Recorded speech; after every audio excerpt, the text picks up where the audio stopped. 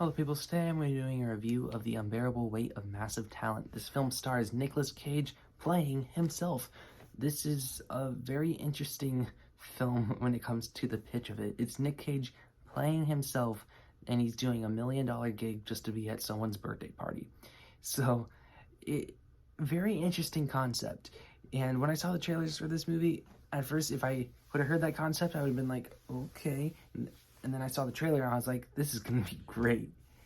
And then I saw that movie and I had that feeling for the first 2/3. Then the last act lost me a little bit. Well, the last act of the film lost me as a whole. And that's sad to say because I was really digging the movie for the first 2/3. Then the last act became kind of everything I didn't want it to be. And it became a very cliche film. And yes, you can defend it saying, well, it's a cliche film, but it has that Nicolas Cage style to it. It has that pitch. But we're so far into the movie at that point, you get used to it. It's you see it and you get used to it after like the first 20 minutes, the fact that you're watching a movie that is Nicolas Cage playing Nicolas Cage. By the time you get that deep into the movie, you've accepted that and you're just in it at that point.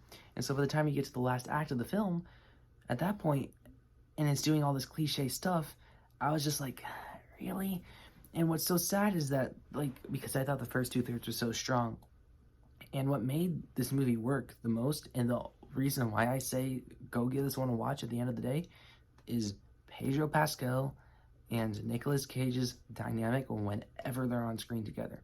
The whole second act is basically just them.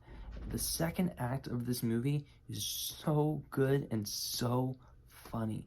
There is a point in the movie where they're on acid together, and it is the funniest thing I've seen in a movie in quite a while. And it's not that type of like drug comedy where it's like really in your face about it.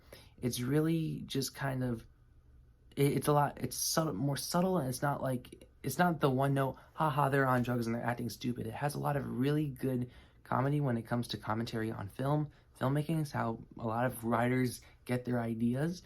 And it's a lot of commentary in this movie on the movie making industry is actually really fascinating and really good.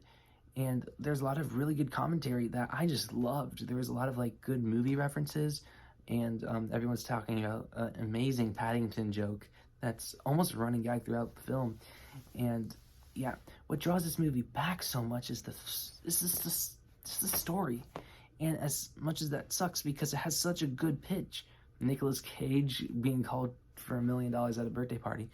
But once the thicker plot of it unfolds, it becomes very bland to me. Because like I said, that last third, we get introduced more of a prominent antagonist, and I didn't click with that. That felt very bland. It felt like a different movie at that point. And that really sucks. I feel bad really saying that because when I was enjoying the first 2/3 so much, and it was almost like a flick of the switch, I was like, we're doing this? Oh, we're doing this now? Oh, God, really? And I'll say the first 2/3 in this movie is easily, like, I can't not recommend this movie because of how good those first 2/3 were. It's just, I just thought it stopped clicking with me. I don't know how other people feel about that last act. I need to see what other people think of this movie. But I know this has like close to a 100% on Rotten Tomatoes right now. And while I definitely don't agree with a 100%, but a lot of people also don't know how Rotten Tomatoes works. So honestly, because if I were to be in Rotten Tomatoes, this would be a fresh tomato for me. I think it's a good movie. I think people should go see it. It's just when you have such a frustrating ending to the movie, to where the point where it just feels a little anticlimactic and maybe just kind of like another movie when the movie started off as strong as it did, it could be a frustrating experience as a whole by the time it ended. But that's not to say that the first 67% of the movie I was just like, this is awesome. So yeah, I enjoyed this movie overall. I don't think people should have their expectations sky high, and keep in mind that the third act, it kind of becomes a movie that we've seen before. But the movie also has some very strong commentary throughout about the film industry, about how idea making is inspiration, genuine inspiration on making art. Like in Nicolas Cage perspective, it's acting, in Pedro Pascal's perspective, it's storytelling. So when you have those themes together, it was a very unique experience for the first 2 acts of the film. And I I know people will probably be defending the third act of this movie just because of how well perceived as a whole this was. So I'm very curious to have conversations about the third act of this film, and I don't want to argue about the third act because remember, it's just a movie. I want to have a civil discussion in the comment section. If you guys saw this movie and if you guys enjoyed the third act, I'd like to have a discussion just to see the other perspective of why people would like this third act so much. So yeah, that was my review of The Unbearable Weight of Massive Talent. I'm going to give it a 6.7 out of 10. Like I said, I kind of gave a hint earlier when I said I enjoyed the first 67% of this movie.